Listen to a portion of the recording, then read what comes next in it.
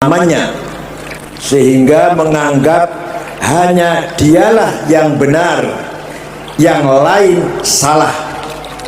Itu akan menimbulkan fanatisme. Kalau sudah fanatisme, akan melangkah menjadi ekstremisme, maunya melakukan tindakan memberangus yang beda pemahaman dengan mereka. Kalau sudah ekstremisme, satu langkah lagi menjadi radikalisme, menghalalkan menindak yang tidak sepaham, bukan hanya wacana, bukan hanya ideologi, bukan hanya pendapat, tapi tindakan. Kalau sudah radikalisme. Assalamualaikum warahmatullahi wabarakatuh. Alhamdulillahilladzi arsala rasulahu bil huda wa dinil haq liyudhhirahu 'alad dini kullih wa kafa billahi syahida.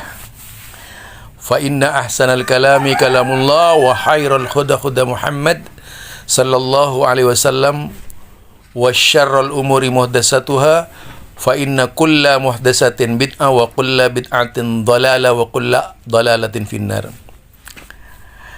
Halo Salafi,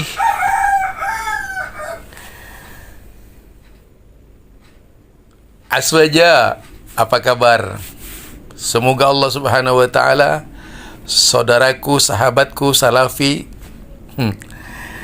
dan rival debatku, polemikku Aswaja yang saya cintai seluruhnya, bersama saya Zulkarnain El-Maduri As-Salafi El-Muhammadi. Jadi Zulkarnain El-Maduri As-Salafi El-Muhammadi. Ya sudah pasti kalau saya berbicara kali ini pasti mengangkat hal-hal yang hangat, hal-hal yang dianggap tidak toleransi biasa, yaitu kelompok-kelompok yang memang anti toleransi tetapi menuduh orang lain anti toleransi. Coba kalau Anda perhatikan perkataan Kiai Haji Profesor Dr. Said Akil Siraj, wah, beliau berapi-api menyebut Wahabi itu intoleran, bisa fanatik buta, fanatisme. Ini Pak Kiai. Kalau Pak Kiai itu bisa peka dengan kondisi Nahdlatul Ulama yang Pak Kiai sekarang pimpin bersama timnya itu kan, Pak Kiai itu masih ada dalam kepemimpinan di NU. Nah, kalau misalnya kita cermati, kita hayati antara NU dan Salafi gitu. Sejak tahun 80 sampai sekarang ini, sampai tahun 2023, yang sering ngamuk-ngamuk Pak Kiai itu biasanya kelompok intoleran, iya kan? Nah, itu tentunya Pak Kiai perlu cermati siapa yang intoleran itu.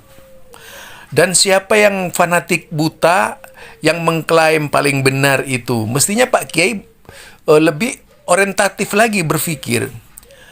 Kalau kita lihat persoalan kekuasaan dahulu kala, NU itu juga pernah menjadi partai politik Pak Kiai. Iya, NU itu dulu pernah menjadi partai politik.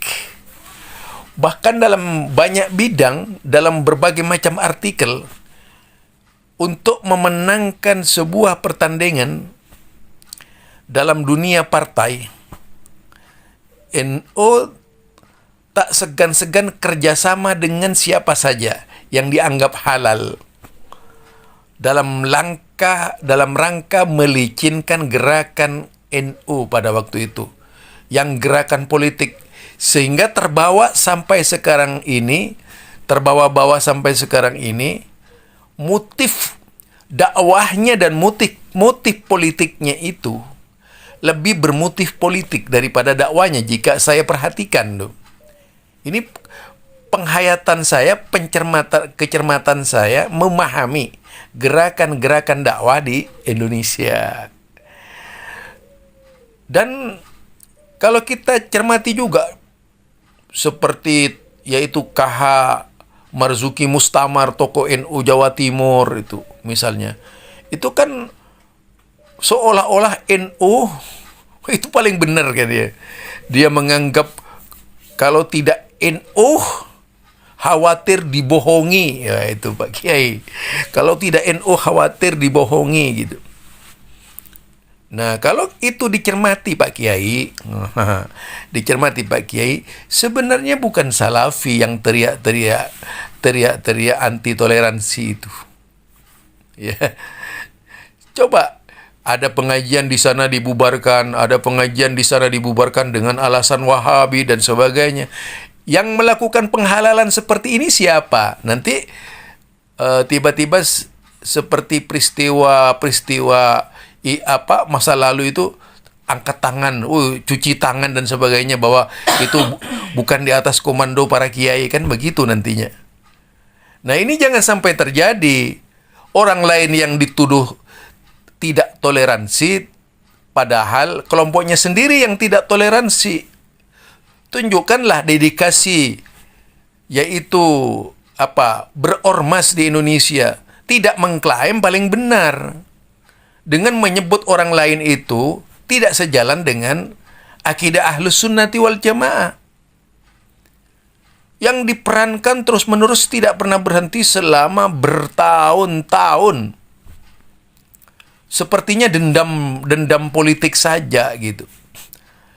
Kalau dilihat runtun ceritanya itu kan mulai dahulu kala ketika tim Hijaz yang dikirim oleh Nahdlatul Ulama berangkat ke Saudi Arabia ketika itu, sampai detik ini yang namanya yaitu tim politik tadi masih terus bekerja, tidak pernah berhenti melakukan berbagai macam manuver ya. Itu manuvernya yang melakukan adalah ulama-ulama yang berada di bawah naungan Nahdlatul Ulama gitu. Yang melakukan manuver anti Wahabi ya mereka. Terus Anda berteriak-teriak bahwa kalau sudah sampai pada tingkat fanatisme, kemudian muncul ekstremisme, kemudian muncul terorisme dan sebagainya. Nah, seharusnya yang diperingatkan itu adalah warga Bapak Kiai gitu. Jadi seharusnya yang diperingatkan adalah warga Pak Kiai yang berteriak-teriak paling lantang, paling depan dengan yaitu berusaha mengecilkan kelompok lain yang tak searah dengan NU dan mengangkat NU itu adalah organisasi yang paling oke di Indonesia ini. Coba seperti yang disampaikan oleh Islah Barawi, ujung-ujungnya kan NU yang diperjuangkan. Itu Pak Kiai. Ya memang tidak ada lah di dunia ini kambingnya tetangga dengan kambingnya sendiri itu umumnya, maka kambingnya sendiri itu yang dianggap baik gitu kan. Itu umum.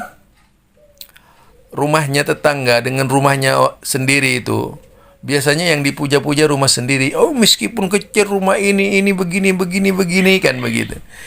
Itu umum Pak Kiai. Seganteng-gantengnya orang lain itu ya. Seganteng-gantengnya orang lain, kalau bukan idamannya tidak ganteng Pak Kiai.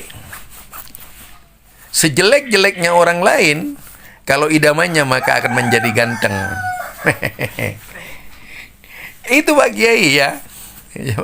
Jadi Pak Kiai, kebenaran itu milik Allah. Al-haqqu min rabbik.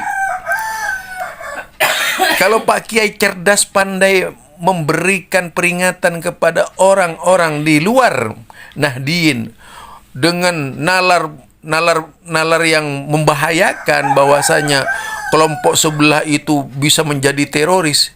Yang selama ini yang melakukan teror di mana-mana itu bukan kelompok Salafi, Pak Kiai. Membubarkan pengajian dan sebagainya, merebut masjid, itu bukan, Pak Kiai. Jadi seharusnya ini juga perlu penelitian. Yang ngamuk-ngamuk di pengajian sampai membakar masjid dan sebagainya itu siapa ya, Pak Kiai ya? Harusnya Pak Kiai itu loh yang lebih peka dengan kondisi Salafi atau mereka yang mengklaim dirinya aswaja. Nah, ini kebijakan cara berpikir Pak Kiai dari saya, ya, Zulkarnain El-Maduri. Jadi kalau ingin memperbaiki orang lain, perbaiki dulu kelompoknya Pak Kiai. Itu pesan dari saya. Subhanakallahumma wa bihamdika asyhadu an la ilaha illa anta astaghfiruka wa atubu ilaik. Assalamualaikum warahmatullahi wabarakatuh.